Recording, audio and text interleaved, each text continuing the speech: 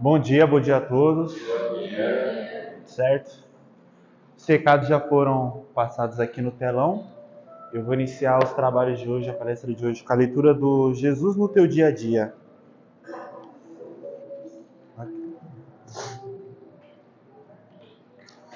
Oportunidades. Convidaram você para fazer uma obra de caridade? Aceite. Convidaram você para exercitar a mediunidade? Aceite. Convidaram você para fazer uma visita a um doente? Aceite.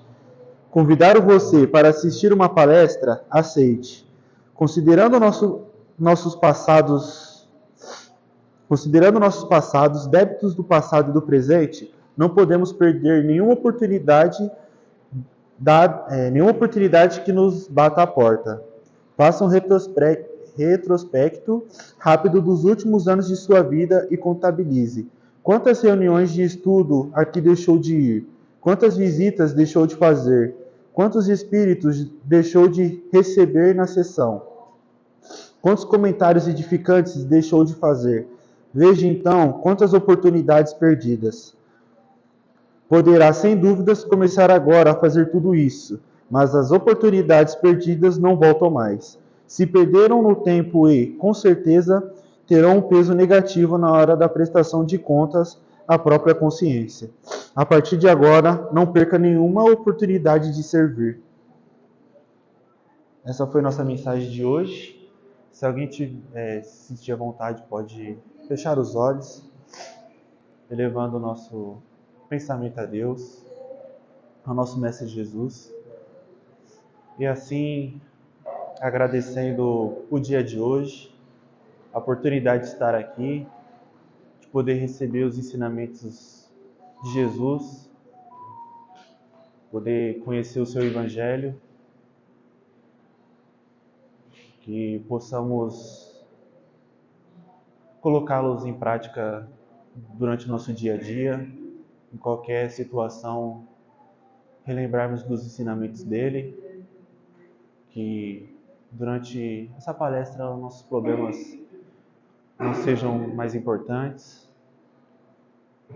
possamos sentir também aqui a espiritualidade, ter a certeza que ela também nos ampara sempre, e que assim seja, graças a Deus. A palestra hoje é da nossa querida amiga e irmã Lili. Bom dia a todos. Vocês estão bem? Sim? Bom, pessoal, é sempre uma alegria quando a Cibele, em nome do Consolador, me convida para falar sobre o tema do Evangelho para vocês, porque durante a semana a gente já faz o estudo junto com os alunos, a gente estuda junto, né? Mas é diferente quando a gente vai falar para pessoas que não estão ali naquele aprendizado, a gente fica com mais nervoso, né? dorzinha de barriga ali, mas a gente se prepara para quando chegar aqui a gente discorrer. Se caso vocês tiverem alguma dúvida, vocês podem perguntar. Se quiserem contribuir com algum comentário, também é muito bem-vindo, tá? E hoje a gente vai falar sobre o Evangelho segundo o Espiritismo. A gente vai falar sobre um texto que foi escrito por Kardec, que fala sobre os infortúnios ocultos. E nesse texto, ele conta a história de uma condessa, né? Essa condessa, ela era uma dama da sociedade de alto, né, poder aquisitivo, mas, apesar disso, ela não tinha o apego, ela tinha vários bens materiais, mas esses bens materiais não a possuíam. Ela tinha toda aquela gama de fortuna, ela usufruía de forma ponderada, mas tudo aquilo que ela poderia fazer para qualquer pessoa que estivesse em necessidade, ela fazia. E essa história é muito bonita, mas antes da gente chegar nessa história, que eu vou ler e vou estudando junto com vocês, a gente vai falar um pouquinho sobre o que são esses infortúnios ocultos. Ele está lá no capítulo 13 do texto que a mão esquerda não saiba o que faz a direita, que é esse item 4 dos infortúnios ocultos. Quando vocês ouvem essa frase, que a sua mão esquerda não saiba o que faz a direita, o que isso remete para vocês? Faça o bem sem esperar retorno. Muito bem. Mais alguém? Tem uma palavrinha que nós espíritas sempre usamos, que é a base da nossa doutrina. Alguém se lembra? Começa com K e termina com ridade. Muito bom. Que é a caridade. Esse texto, ele fala exatamente sobre a caridade. De que forma que essa caridade deve ser feita e de que forma que nós devemos nos portar quando a gente vai até algum local que a gente vai fazer essa caridade. E aí, começando, nós vemos muito a caridade quando a gente vê essas grandes calamidades. Quando a gente vê pessoas que estão perdendo suas casas, pessoas que estão em problemas de incêndio, né? Aqui no Brasil a gente tem bastante, fora do Brasil a gente vê. E quando tem essas grandes calamidades, as pessoas elas voltam a olhar para aquilo. Por quê? Os jornais nos trazem essa informação, passa na novela como tema da novela, né? Os jornais colocam ali como sendo aquela mídia a única coisa que eles querem falar. E aí aquilo vai tomando o nosso coração. A gente vê uma pessoa que reserva uma parte do seu dinheiro, começa a fazer campanhas para que outras pessoas ajudem, né? A gente teve lá aquele acidente, né, de Brumadinho, a gente viu quantas pessoas se reuniram para poder fazer doações para aquelas pessoas em necessidade. E isso é uma coisa muito boa, porque desperta a gente para a necessidade de fazer parte, de estar ali ajudando o nosso próximo. E aí a gente vê que essas grandes calamidades, ela impulsiona essa ajuda aos necessitados. Mas será que essas grandes calamidades, elas só acontecem ali de forma esporádica? Elas acontecem o tempo todo, só que muitas vezes a mídia, ela não nos traz isso como informação, é só aquelas que são mais chocantes, né? A gente viu essa semana aquela ponte que caiu lá nos Estados Unidos, né? Lá na cidade de Maryland, caiu, e aí o mundo todo ficou sabendo. Só que grandes outras pequenas calamidades acontecem, só que não é de interesse da mídia, e a gente não fica sabendo, né? E aí, quando a gente se junta com esses grupos para fazer essa ajuda humanitária, né, a gente quase que desperta ali a nossa mente para a coletividade. A gente começa a falar, poxa, não, eu tenho um pouco aqui, eu vou poder ajudar. A gente fala pouco com muito, ajuda muito, porque vai juntando, vai fazendo bastante, né? E essa é a ideia de quando a gente começa a ajudar, a gente deveria enxergar o nosso próximo em necessidade ou não como a nossa família, porque nós somos todos filhos do mesmo pai, né? Seria a família universal. Isso também é uma coisa muito boa. Mas, quando a gente faz isso, essa caridade, ela é esporádica. Ela tem muitas vezes hora, ela tem lugar para acontecer. Ela não é um sentimento espontâneo dentro da gente. E aí a gente para pensar, quantos de nós pensamos dessa forma? Eu vou lá no Consolador porque hoje é domingo, eu tenho que ir fazer caridade. Eu tenho que ir lá na igreja católica para fazer tal coisa porque eu tenho que fazer caridade. Só que muitas vezes a gente está pensando dessa forma apenas na caridade material. Tem outra caridade, que é a caridade moral, que ela independe de lugar, de tempo, de espaço. Você pode fazer o tempo todo. Mas a gente já chega lá. Kardec nos diz que fora da caridade não há salvação. Por quê? Essa frase ela é muito profunda e traz vários vieses para a gente analisar. Quando a gente pensa que quando a gente começa a praticar a caridade, nós estamos nos desapegando daquilo material que a gente tem e desapegando de sentimentos inferiores que nós carregamos dentro de nós. Quando a gente separa ali umas roupinhas, uns sapatos, quando a gente busca aquilo de melhor que a gente tem para poder ofertar para o outro, a gente já está se desvencilhando ali um pouco do egoísmo, do orgulho, né? A gente está pensando no próximo. Mas será que a gente faz isso dessa forma de verdade? O que a gente faz no nosso dia a dia? Muitas vezes a gente separa aquilo que a gente não quer mais, que muitas vezes nem tá bom para a gente usar, mas a gente pensa, não, eu vou doar sim, porque para mim não serve, mas para o outro serve. Aí manda roupa furada, roupa suja, brinquedos que não tem mais nenhuma serventia dentro de casa, porque está quebrado, mas você manda para outra criança, né, pensando que aquilo vai fazer um bem. Muitas vezes faz, porque para quem não tem nada, você recebe o pouco, é muito, né? Mas esse é um trabalho que a gente precisa despertar. A gente não precisa doar só aquilo que já está gasto, aquilo que para você não tem serventia, né? Pensando na parte material.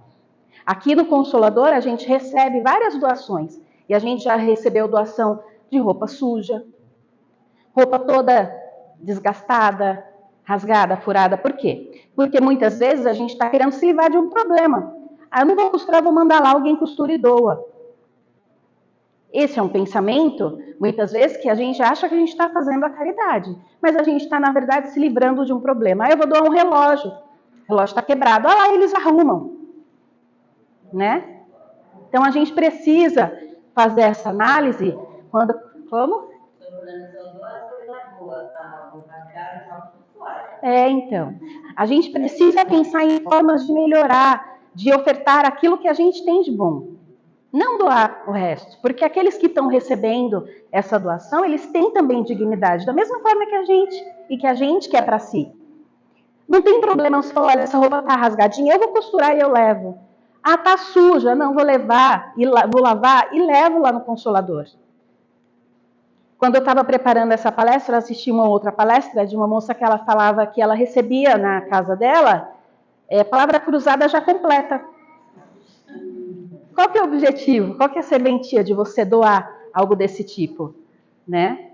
A pessoa vai só aprender o significado das palavras, né? Que já está completa.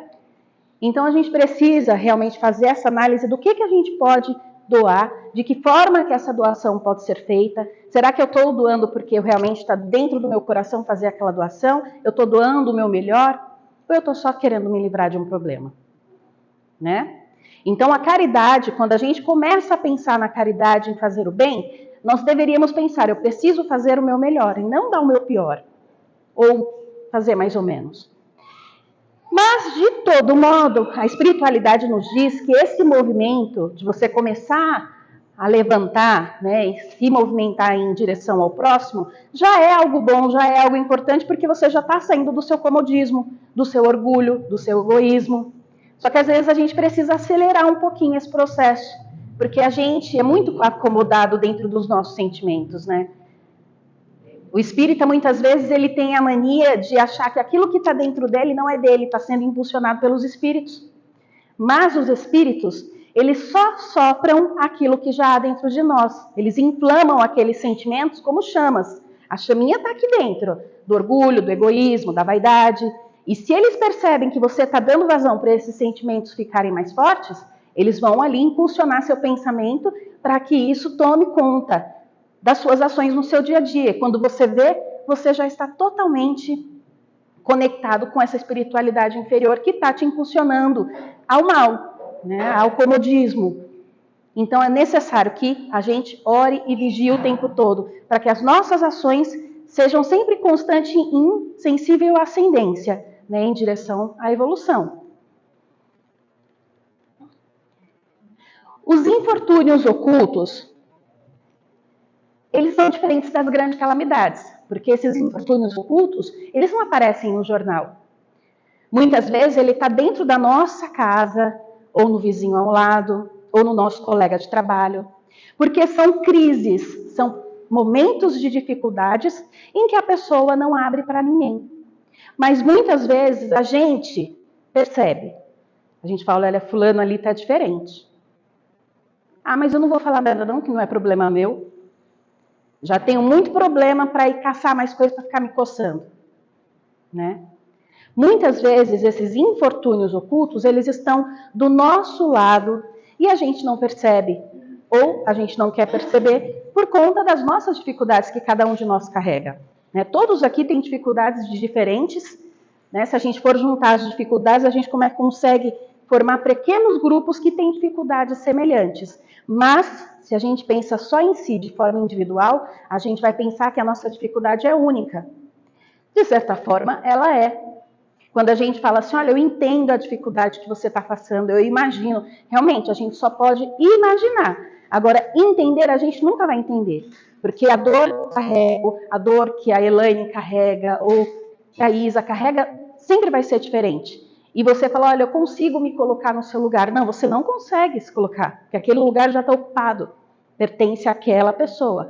Aquela dor é dela e ela precisa, de alguma forma, buscar ferramentas, buscar formas de trabalhar essa dor e transformar ela em algo melhor. Por isso que a gente sempre fala da empatia. E aí a maioria das pessoas fala que a empatia é você se colocar no lugar do outro. Você pode se colocar no lugar do outro, entendendo que aquele outro tem dificuldades e tentar ajudá-lo de alguma forma, né? Dando um sorriso, um abraço, estando presente ao lado da pessoa nos momentos de dificuldades, mas dificilmente a gente vai compreender em sua totalidade o que aquela pessoa está passando. E muitas vezes, por não entender, a gente acaba até diminuindo a dor daquela pessoa. Ah, mas eu já passei por isso também, você daqui a pouco está bem. Isso daí é besteira, agora daqui a pouco você vai sentir que isso vai renovar.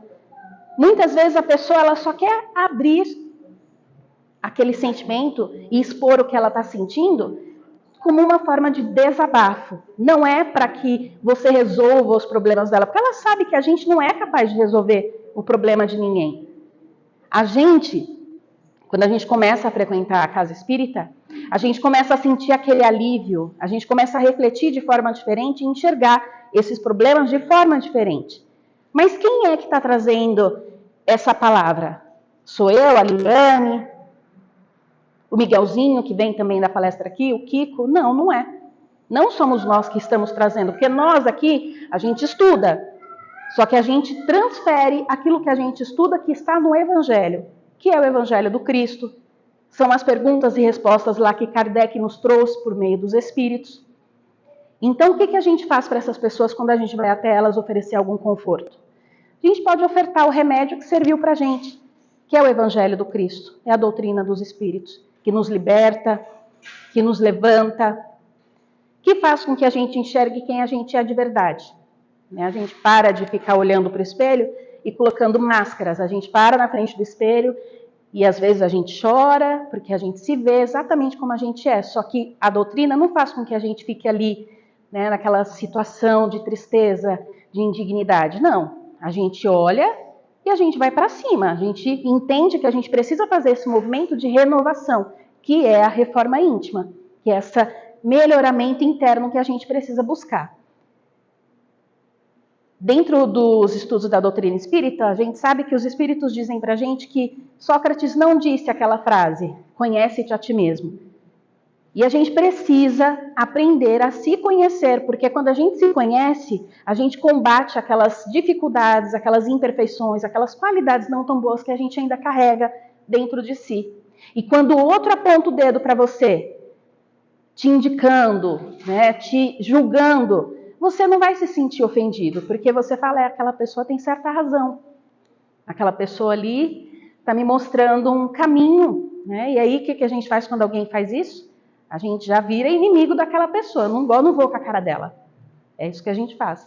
Quando, na verdade, essas pessoas, elas são ferramentas necessárias para tirar a gente ali do nosso prumo, do nosso eixo, mas para que a gente consiga se movimentar. Não fique ali com a perna parada, né, olhando para o espelho e tendo dó de si mesmo.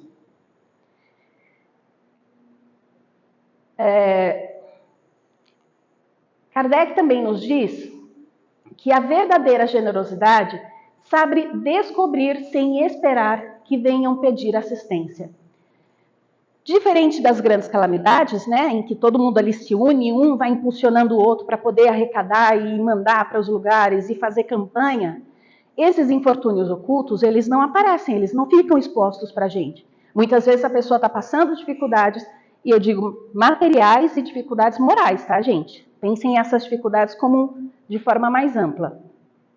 E ela não tem coragem, ela não tem essa capacidade de se levantar e ir lá e pedir ajuda. Mas nós estamos vendo. E aí, o que a gente faz? A pessoa não te pediu ajuda, então eu vou ficar aqui na minha. Não está acontecendo nada.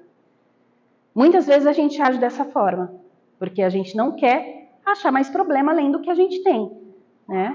Mas a gente se esquece que quando a gente se levanta, quando a gente faz o movimento de sair do nosso comodismo e ajudar o próximo, muitas vezes ali a gente está encontrando a chave para resolver os nossos problemas.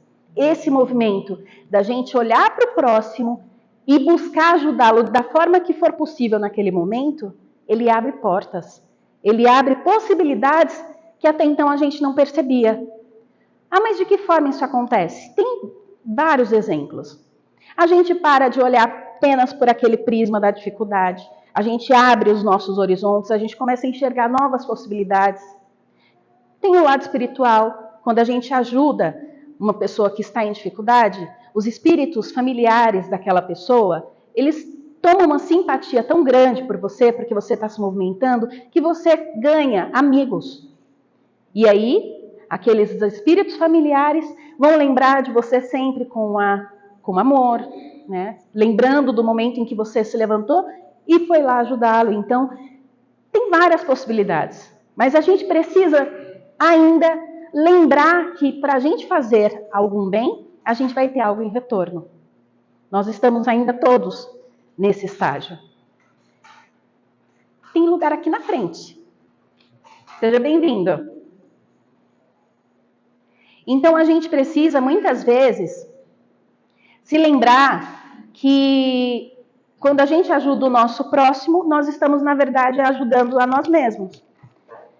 Mas estamos ainda nesse processo de troca? Ah, eu vou ajudar fulano porque com certeza eu vou ser ajudado. Estamos. Mas isso é algo bom. Nós já estamos conseguindo nos movimentar, já estamos indo aonde há necessidade. Só que a gente não deveria esperar que a pessoa levantasse a mão e gritasse, olha, eu estou me afogando, para que a gente vá lá e faça alguma coisa. A bondade, a generosidade, ela é algo que deve brotar de forma espontânea. Mas nem todo mundo ainda consegue fazer isso. E aí, como que a gente vai praticar? A gente já vai chegar lá na frente, tem um textinho também explicando para a gente como que isso deve ser feito. Para a gente poder começar a entender um pouquinho a vida dessa dama, eu vou contar aqui para vocês um pouquinho, olha.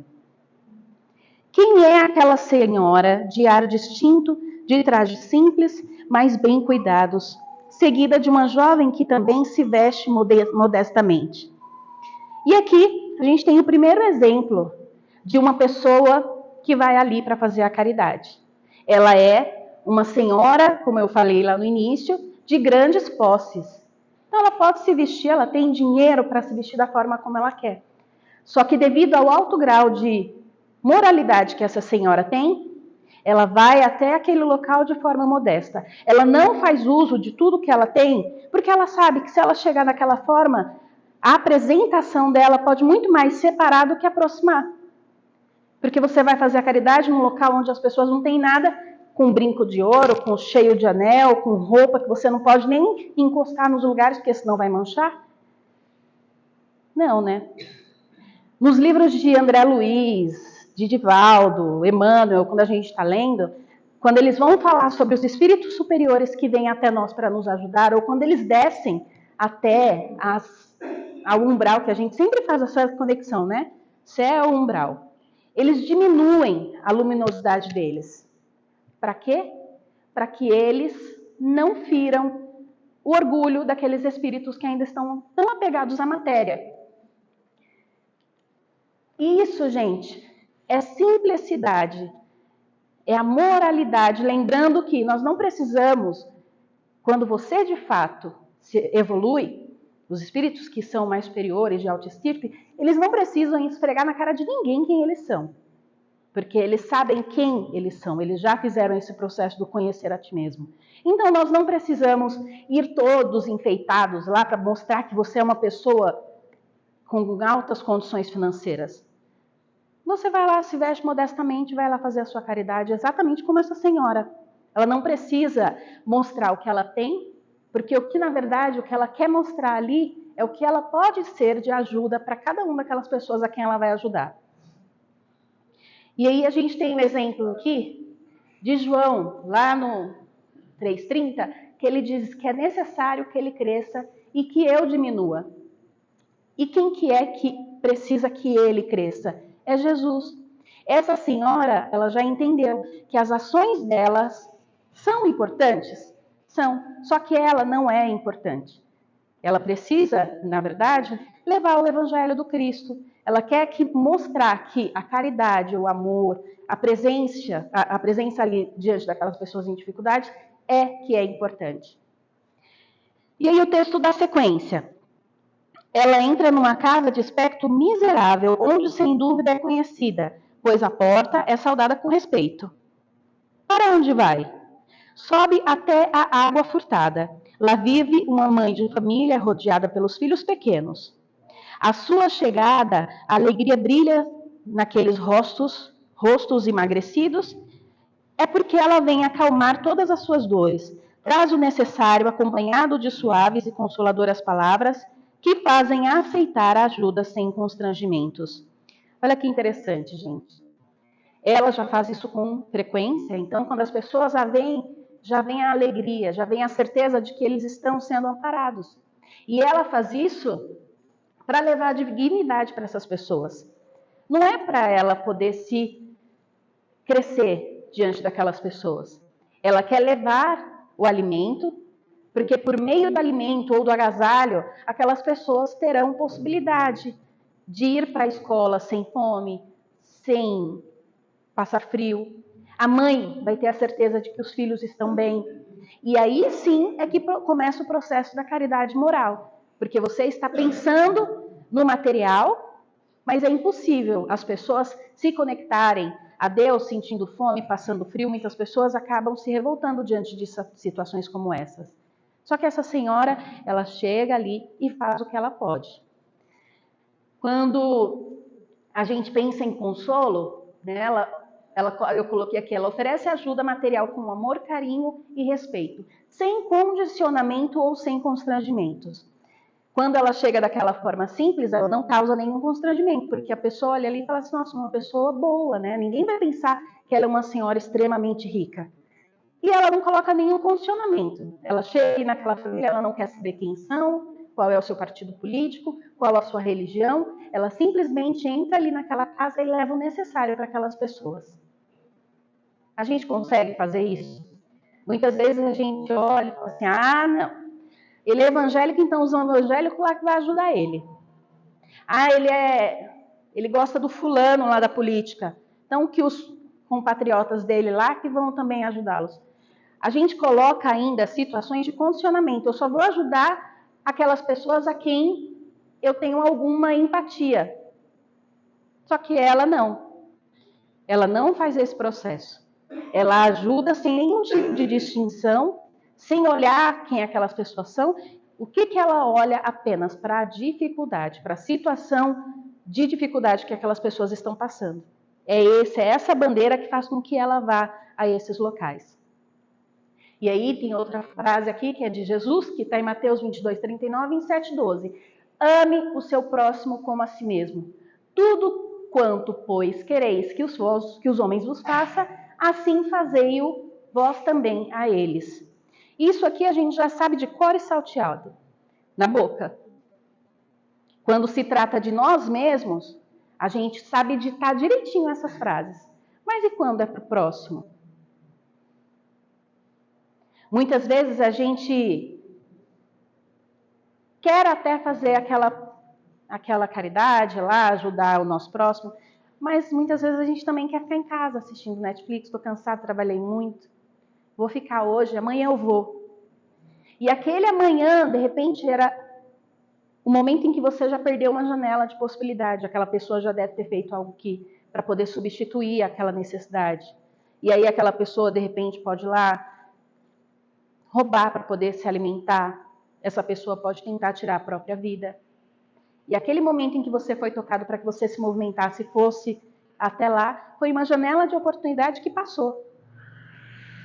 Por isso, eu achei interessante quando o Marcelo leu que o momento de ajudar é agora. Quando a gente perceber a dificuldade, quando a gente perceber a necessidade de ajuda, é aquele momento, não é o depois.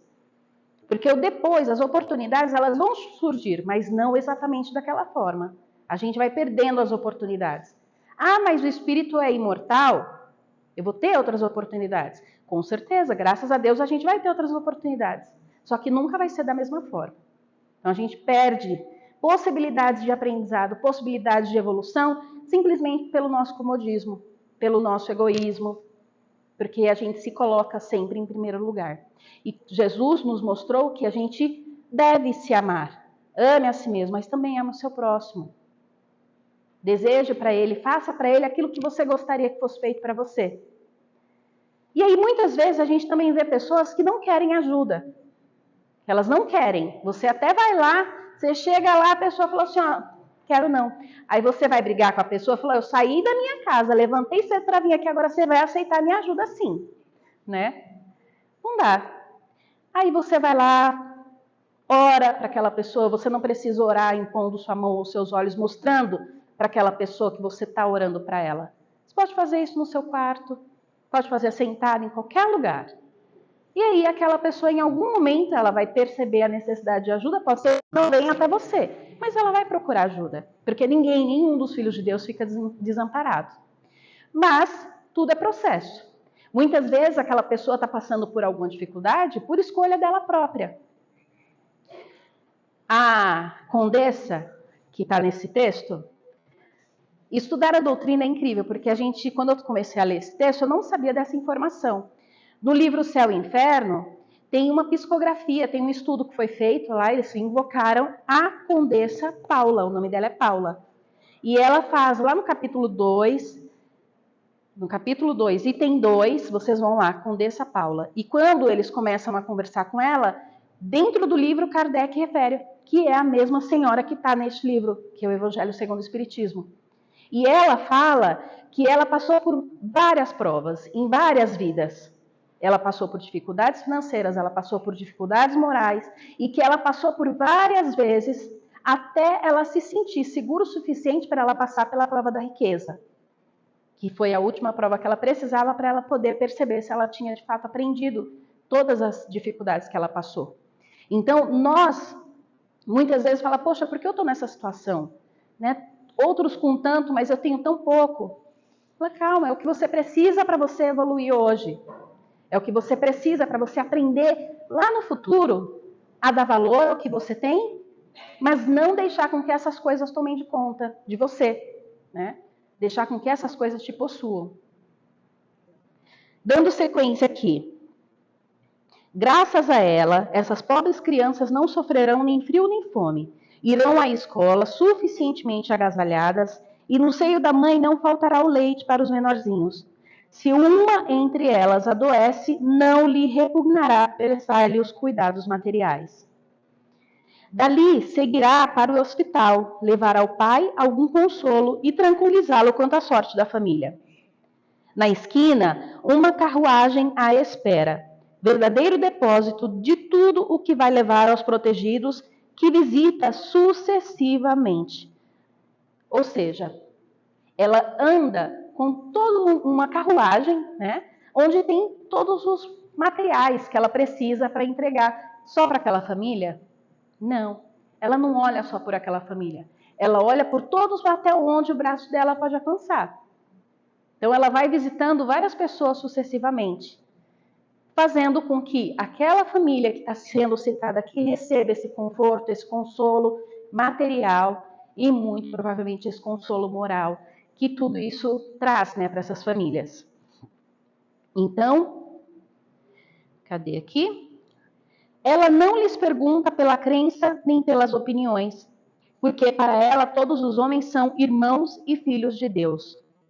E fim da visita, ela diz a si mesma: comecei bem o meu dia. Qual é o seu nome? Onde mora? Ninguém o sabe. Para os infelizes tem um nome que não revela a ninguém. Mas é o anjo da consolação. E à noite, um concerto de bênçãos se eleva para ela o Criador. Católicos, judeus, protestantes, todos a bendizem. Então, esse movimento que ela faz, ela não olha para quem é, para quem deixa de ser, ela simplesmente o faz. E como eu falei, quando a gente ajuda o nosso próximo, a gente vai ganhando simpatias que a gente nem vê. Né? Os espíritos que estão ali, os espíritos amigos e familiares daquelas pessoas que estão vendo aquela dificuldade, eles estão observando, então a gente acaba ganhando esses amigos espirituais para nós também, porque nós estamos indo ali fazer o bem, né? Sem esperar nada em retorno. Lá no início do texto, eles falam por que, né? Ela está vestida daquela forma tão humilde. E aqui Kardec continua. Por que se veste tão simplesmente? Para não ferir a miséria com o seu luxo. E por que se faz acompanhar da filha adolescente? Para lhe ensinar como se deve praticar a beneficência. E aí ele explica que a filha também quer fazer a caridade, mas a mãe lhe diz: que podes dar, minha filha, se nada tendes teu? Se te entrego alguma coisa para dares aos outros, que mérito terás? Serei eu, na verdade, quem farei a caridade, e tu quem terás o mérito? Isso não é justo. Isso daqui eu achei interessante, porque eu não tenho filho, mas eu tenho sobrinhos, tenho pais, e eu fico ali o tempo todo buscando formas de trazê-los, mas a gente não pode ferir, né, o orgulho, ferir o livre-arbítrio dessas pessoas. Elas estão ainda apegadas em outras religiões. Em um momento de despertar, se for nessa vida, eu vou estar aqui, se não, a gente se encontra mais lá na frente. Mas muitas vezes a gente tem aquelas pessoas que estão do nosso lado, em que a gente pode despertar essa caridade, sem vinculá-la a nenhum tipo de religião. A gente precisa despertar essas pessoas para o olhar ao próximo. A gente está vendo uma geração de pessoas que estão tão apegadas em um aparelhinho que fica na nossa mão 24 horas por dia, que eles conversam olhando para o celular. Muitas vezes nem entende o que a pessoa está falando, né? Mas responde sim, não, aham, o tempo todo, sem nem ouvir o que está sendo falado. E os pais, né, enquanto a gente consegue, a gente precisa, pai, tio, né, buscar formas de fazer com que os nossos pequenos observem esse olhar ao próximo. Eu vi um vídeo de um experimento social em que tinha 2 quartos de criança. Num quarto de criança tinha uma criança autista, com síndrome de Down, enfim. E do outro lado era um quartinho idêntico, só que vazio. E aí eles traziam as crianças e as crianças paravam na frente e elas tinham que decidir onde que elas queriam brincar. As criancinhas maiores, acima de 7 anos, elas olhavam, mas no final elas decidiam ir brincar sozinha, ao invés de brincar com um amiguinho que elas viam que tinha algo de diferente delas. E aí eles inverteram, trouxeram crianças menores de 5 anos. Essas crianças menores, elas ainda não percebem a diferença, né, que o outro é diferente de mim. E essas crianças pequenininhas foram brincar com uma criança, né, que para os maiores era diferente. Eles não enxergaram nenhum tipo de diferença. E aí, o que isso quer dizer? Que os pais, muito provavelmente, já estavam ali moldando a cabecinha dessas crianças. Os pequenos ainda não tinham a influência total ali daquele olhar mais preconceituoso, o olhar da diferença. Mas os maiorzinhos já interiorizaram aquilo que os pais ensinavam.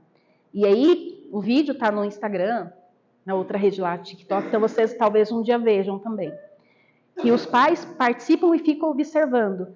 E é justamente isso que a gente precisa fazer com que as crianças não percam aquela serenidade, aquela parceria, aquele olhar de amizade, de solidariedade, enquanto elas vão crescendo. Elas precisam aprender a olhar para o próximo, para que quando elas cresçam, elas continuem a olhar para fora, não olhar só para si.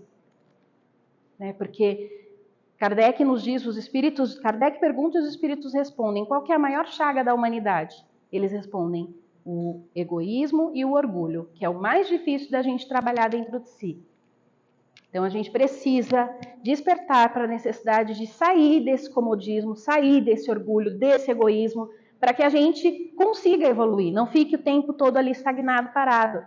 Porque o que a gente já evoluiu até aqui, ótimo, maravilha. Só que a gente tem muito mais. Quando fui ler o texto da Condessa Paula, ela fala, eu trabalhei muito para estar na posição em que eu estou. Porque é uma entrevista para entender como que ela está lá no mundo espiritual. E ela fala, hoje eu consegui vencer a dificuldade, que foi a prova da fortuna. Mas se eu não tivesse vencido, eu não estaria aqui. E ela fala, olha, os concertos mais belos que você tem lá, aqui no mundo material, comparado com o que tem aqui no mundo espiritual, não fica nem perto.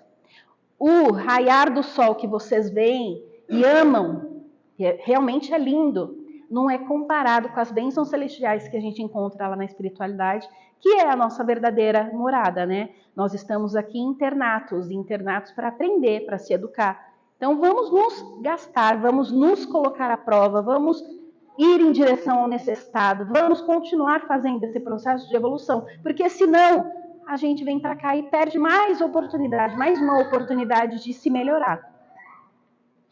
Dando sequência aqui,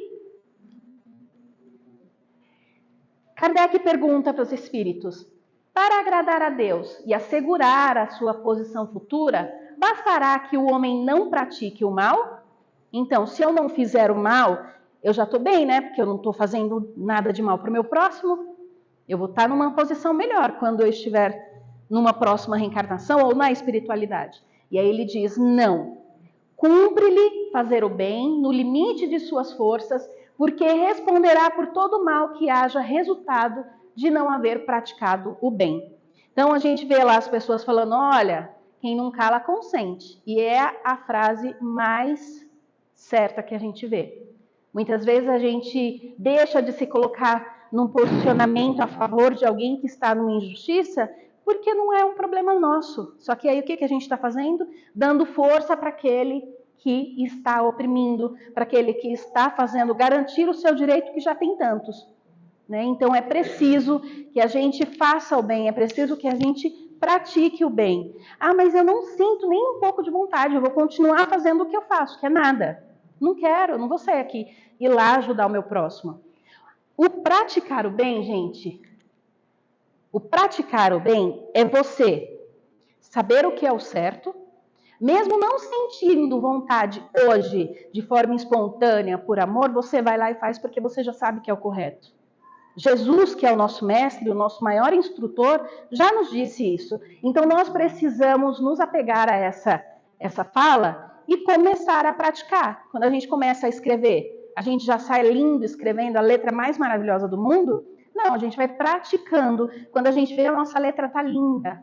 E a prática do bem é a mesma coisa. A gente começa a praticar ali porque é o certo, porque é o correto, de forma mecânica, só que a gente vai começando a sentir um amor, uma necessidade de estar fazendo esse bem, que quando a gente vê, a gente já está fazendo de forma espontânea e por amor. Quem aqui já doou sangue?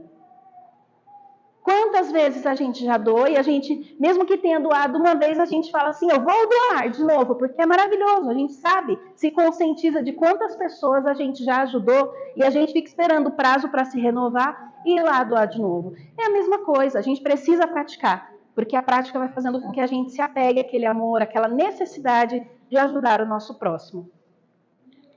Em sequência, todas as vezes que fizeste isso, que você ajudar o seu próximo, você faz Todas as vezes que fizeste isso a um destes mais pequenos, que são seus irmãos, foi a mim que o fizeste. Jesus disse isso lá em Mateus 25:40. Então, todas as vezes que a gente se movimenta, em que a gente vai ajudar o nosso próximo, nós estamos ali fazendo o que Jesus pediu para que fizéssemos. Né? Sair do nosso comodismo e se movimentar em direção ao nosso próximo é ser braço, é ser colo, é ser ombro e agir da forma que Jesus nos disse, né? Vamos lá ajudar. Estaremos fazendo para Ele, é Ele que diz. Por quê? Porque Ele estará tão feliz conosco por estarmos exercitando isso, que a gente se aproxima cada vez mais de Jesus. E aí, na questão 893, qual a mais meritória de todas as virtudes? E aí os Espíritos dizem, todas as virtudes têm seu mérito, porque todas indicam progresso na senda do bem. Há virtude sempre que há resistência voluntária ao arrastamento dos maus pendores. O que eles estão dizendo aqui? Todas as vezes em que a gente resiste contra as nossas más tendências, contra aqueles defeitos que a gente carrega dentro da gente, já é um progresso. Porque a gente está resistindo a agir da forma que a gente sempre age, que é com o nosso egoísmo, com o nosso orgulho, seja lá aquilo que a gente carrega dentro de si. E aí ele diz, a sublimidade da virtude, porém, está no sacrifício do interesse pessoal pelo bem do próximo, sem pensamento oculto, sem interesses secundários. A mais meritória é a que assenta na mais desinteressada caridade. Ou seja, a caridade é completamente o oposto do egoísmo, do orgulho, né? Então, a mais meritória de todas é aquela que você vai lá e faz sem ter nenhum tipo de interesse secundário, sem nenhum tipo de retorno. Você fala, eu vou fazer isso, mas eu vou ter algo em troca. Estamos todos no caminho para um dia chegarmos a exercer essa caridade. O importante é a gente começar agora. Se já faz, continue fazendo. Se não faz, comece a fazer. Porque isso vai, no futuro, se tornar algo espontâneo. E o dia em que todos conseguirmos fazer isso de forma espontânea, com certeza não estaremos mais no mundo de prova e expiação. Tá? Para finalizar, coloquei aqui uma frase de Emmanuel, do livro Segue-me, que diz o seguinte: em nos levantando cada dia, reparemos as dores e as inquietações que nos cercam e ofereçamos mãos cheias de serviço ao Senhor, na pessoa dos outros, guardando a certeza de que assim procedendo, recolheremos dos outros o socorro espontâneo às nossas necessidades. Então, todos os dias a gente tem possibilidades de ajuda. Quando a gente está no trem, que a gente está ali compenetrado ouvindo a nossa música ou lendo o nosso livro e alguém chega falando do nosso lado, a gente quase quer sair, né, pela tangente para poder continuar fazendo aquilo que a gente quer.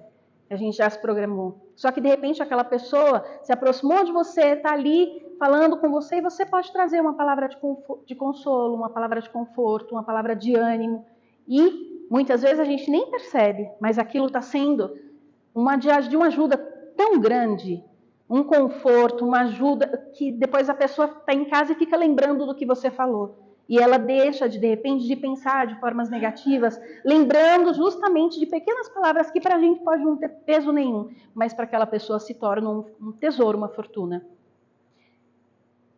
Que o estudo de hoje sirva de reflexão durante a semana e nos próximos dias aí, que a gente possa, de alguma forma, trazer isso para o nosso dia a dia, para que no futuro, a gente, quando estiver de frente lá da espiritualidade, lembrando das nossas ações, a gente tenha mais possibilidades de sorrisos do que de lágrimas, mais possibilidades de alegria do que de arrependimentos.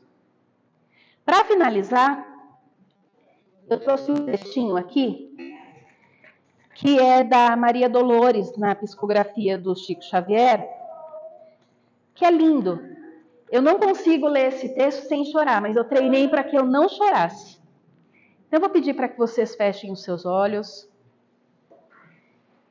Imaginem Jesus à frente de vocês e vocês dizendo exatamente o que a Maria Dolores nos disse. Se eu pudesse, Jesus, queria estar contigo, para ser a esperança realizada de quem vai pelo mundo, estrada a estrada, entre a necessidade e o desabrigo. Desejava seguir-te humildemente, sem méritos embora, para erguer-me em consolo de quem chora, mostrando o coração enfermo e descontente. Queria te acompanhar-te nos recintos, onde a dor leciona e aperfeiçoa, a fim de ser conforto junto dela, e manejando a frase terna e boa, afirmar como a vida é grande e bela. Ah, se pudesse, Senhor, conversaria com todas as crianças, para dizer que não te cansas de criar alegria. E serias feliz ao converter-me em modesto recado, informando, Jesus, a todos os velhinhos que nunca estão sozinhos, porque segues conosco lado a lado.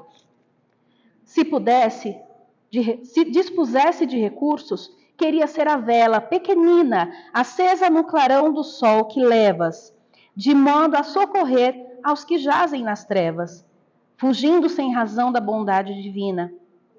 Entretanto, Senhor, eu sei das deficiências que carrego e venho a Ti como estou, por isto mesmo rogo. Não me deixes a sós por onde vou. Se não posso, Jesus, ser bondade, socorro, paz e luz, toma-me o coração e, perdoando a minha imperfeição, esquece tudo o que meu sonho almeja e ensina-me, Senhor, com o Teu imenso amor, o que queres que eu seja. E assim, nós finalizamos o estudo de hoje, agradecendo a espiritualidade amiga que aqui está nos inspirando, nos auxiliando a entender as palavras que aqui foram estudadas. Pedimos ao querido Mestre Jesus que esteja conosco, iluminando os nossos corações, dando força e coragem para dizer não às nossas dificuldades e às nossas imperfeições, transformando aquilo que ainda não nos faz bem em luz, transformando aquele egoísmo, a vaidade, o orgulho, em sentimentos que transbordem do nosso coração e inundem aqueles que estão à nossa volta por meio da caridade e por meio do movimento do olhar ao próximo com amor. Vamos agradecer à espiritualidade amiga por estar presente em todo o tempo, nos inspirando e nos auxiliando. E vamos pedir para que estejamos conectados a ela e elas consigam chegar até o nosso coração e a gente consiga absorver e transformar em ações que o Divino Mestre Jesus sorriria ao praticarmos. Vamos agradecer por esta vida, pela oportunidade e pela possibilidade de evolução que este mundo nos traz. Que não percamos a oportunidade de fazer o bem, sempre que for possível. Que possamos estar todos juntos e reunidos aqui nesta casa trabalhando. Que o estudo começa aqui nas palestras e no futuro estaremos todos como os trabalhadores, se assim o desejarmos e nos esforçarmos. Obrigada, Pai, por este trabalho, obrigada por esta casa de luz e obrigada por todos que olham por esta casa e encontram aqui um local de consolo, um local de amor e aprendizado. Que mais pessoas possam chegar até aqui e serem transformados. Que assim seja. Graças a Deus.